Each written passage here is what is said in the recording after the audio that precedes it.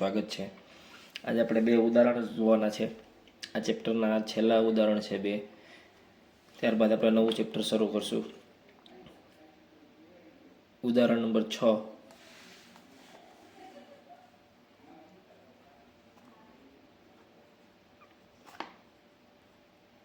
એક ધાર્મિક ટ્રસ્ટને 300 ચોરસ મીટર જગ્યામાં જેની લંબાઈ તેની પહોળાઈ ના બમણા કરતાં 1 મીટર વધારે હોય તેવો એક પ્રાર્થના ખંડ બાંધવો છે, તો તેની લંબાઈ અને પહોળાઈ કેટલી હોવી જોઈએ। તો આપણે આની અંદર શું કરવાનું છે, તો કે ધારવાનું થશે આપણે। તો કે આની અંદર ધારવાનું કઈ રીતે થશે, તો કે જો કેના કરતાં કીધું છે, તો કે પહોળાઈના બમણા કરતાં। કોના, તો કે પહોળાઈના। તો આપણે શું ધારવાનું થાય, પહોળાઈ। ધારો કે લંબચોરસ પ્રાર્થના ખંડની પહોળાઈ બરાબર x મીટર, લંબાઈ પહોળાઈના બમણાથી 1 મીટર વધારે છે, તેથી લંબચોરસની પહોળાઈ, લંબચોરસ પ્રાર્થના ખંડની લંબાઈ શું થાય, તો કે 2x + 1 મીટર થાય એવું। હવે આપણને ક્ષેત્રફળ આપ્યું છે, બે બાજુ આપણને મળી ગઈ, લંબાઈ પહોળાઈ બે મળી ગઈ છે। તો હવે આપણે ક્ષેત્રફળ કેટલું આપ્યું છે, તો કે લંબચોરસ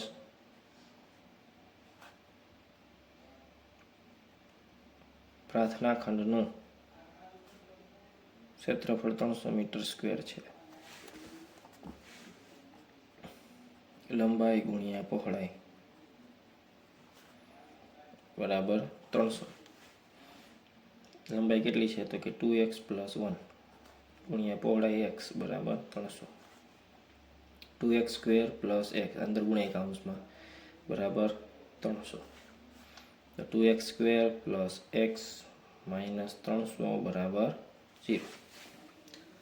હવે 300 ના આપણે એવા ભાગ 300 ગુણ્યા 2 કરશું આપણે, એટલે 600 થાય। 600 ના એવા બે ભાગ પાડવાના કે એનો બાદબાકી 1 થાય।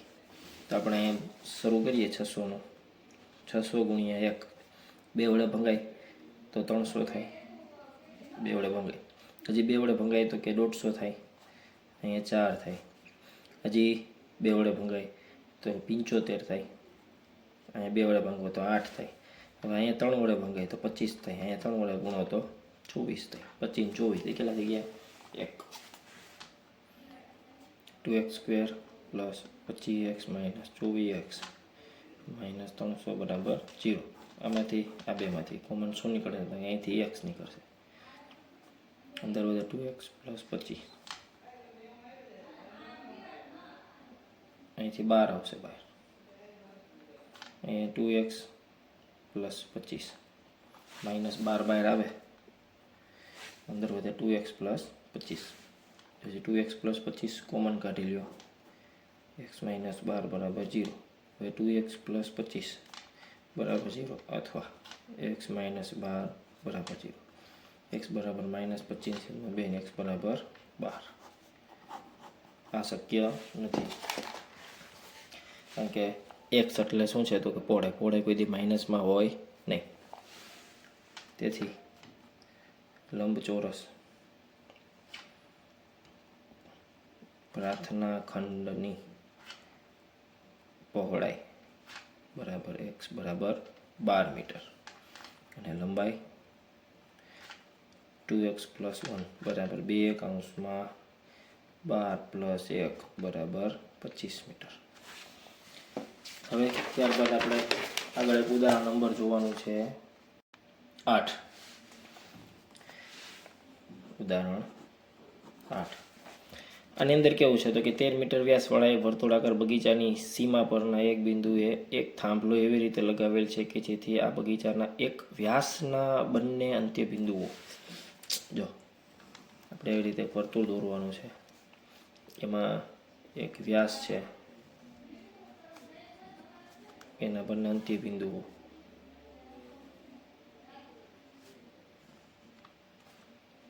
પી, આ 13 સેન્ટીમીટર આપ્યું છે, 13 મીટર. તો આ 90નો ખૂણો થાય. શું કામ થાય તો કે આ એક અર્ધ વર્તુળ કહેવાય, નીચેનો ભાગ. અર્ધ વર્તુળમાં અંતર્ગત ખૂણો હોય, કાટખૂણો હોય, આપણે એવું ભણી ગયા અગાઉ. તો હવે શું કરવાનું છે કે બંને અંત્ય બિંદુઓ એ અને બી આગળ બનેલ ફાટકથી થાંભલાના અંતરનો તફાવત, એટલે કે એ થી પી સુધીનું અંતર અને બી થી પી સુધીનું અંતર, આ બે અંતરનો તફાવત તમને આપ્યો છે 7 મીટર. શું આ શક્ય છે? જો આ તો બંને ફાટકથી કેટલે દૂર થાંભલો લગાવેલ છે, અહીંથી આ અંતર, અહીંથી અંતર, આ બે અંતર આપણે ગોતવાના છે. તો આપણે ધારી લેવાનું, ધારો કે પી બી એટલે કે ફાટક પી થી બી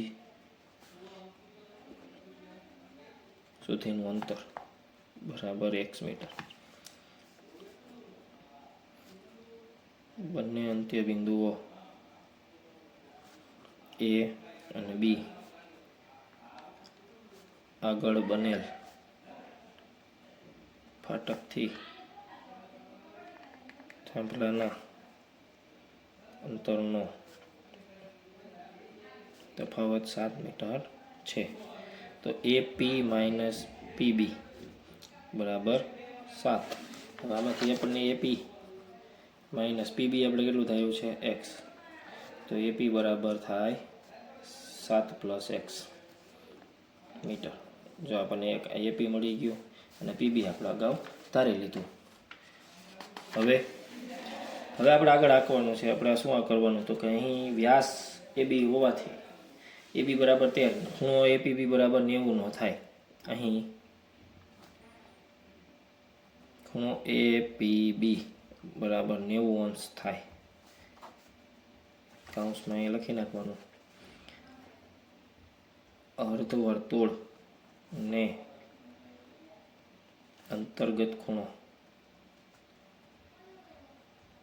કાટખૂણો થાય. APB આપણને થઈ ગયું 90 અને AB છે એ વ્યાસ છે. AB બરાબર 13 મીટર વ્યાસ. તો હવે પાયથાગોરસનો યુઝ કરવાનો છે આપણે. પાયથાગોરસ ના પ્રમેય પરથી શું થાય તો કે AB સ્ક્વેર બરાબર AP square plus PB square. AB square એટલે 13નો વર્ગ બરાબર AP એટલે થાય 7 પ્લસ x નો સ્ક્વેર પ્લસ PB x નો સ્ક્વેર. 1 6 9 13 એટલે 7 નો વર્ગ 49 plus 14x plus x square plus x square. અહીંયા થાય 49 plus 14x plus 2x square. હવે આ બધાને ભેગા કરી દે આપણે તો થાય શું તો કે 2x સ્ક્વેર પ્લસ 14x પછી 169 છે આ બાજુ, એને આ બાજુ લઈ લો તો માઇનસ થઈ જાય, તો માઇનસ 120 થઈ જાય. 49 બાદ થાય એટલે આમાંથી x કોમન નીકળશે. તો x કોમન નીકળે તો શું થાય? અહીંયા 7x માઇનસ 60 બરાબર 0. તો હવે 60ના એવા ભાગ પાડવાના કે ભાઈ એનું ભાગ પડતા બાદ બાકી કેટલી આવી જોઈએ? 7x. તો 60ના શું ભાગ પડે તો કે 12 પંચા 60. x square plus 12x minus 5x minus 60 બરાબર 0. આમાંથી x કોમન નીકળે તો x પ્લસ 12 વધે, આમાંથી માઇનસ 5 કોમન નીકળે તો અંદર પ્લસ 12 વધે બરાબર 0. x પ્લસ 12 અને x માઇનસ 5. x બરાબર આવશે તમારે માઇનસ 12 અને x બરાબર આવશે 5. આ શક્ય નથી. x બરાબર 5 જવાબ આવશે. તો x બરાબર 5 આવ્યું તો હવે શું કરી નાખવાનું? તો આપણે અંતર લઈ લેવાનું. તેથી PB બરાબર x બરાબર 5 મીટર અને PA અથવા તો AP બરાબર 7 પ્લસ એક્સ બરાબર 5 પ્લસ 7 બરાબર 12 મીટર. પછી આપણને જે પ્રશ્ન પૂછ્યા હતા એ બધા પ્રશ્નોના જવાબ લખી નાખવાના. શું પ્રશ્ન પૂછ્યા હતા? તો કે આપણને કેવો પ્રશ્ન પૂછ્યો તો આવી પરિસ્થિતિ શક્ય છે? જો હા તો બંને ફાટકથી કેટલે દૂર થાંભલો લગાવેલો હશે? આવો પ્રશ્ન પૂછેલો હતો. તો આપણે એની અંદર શું કરવાનું? તો હવે આપણે નીચે લખી નાખવાનું. હા, ઉપરોક્ત પરિસ્થિતિ શક્ય છે તથા સીમા પર થાંભલો એ રીતે લગાવવો જોઈએ કે જેથી તેનું ફાટક બીથી 5 મીટર અને એથી 12 મીટર અંતર હોય. તો અહીંયા આપણું આ ચેપ્ટર અહીં પૂરું થાય છે.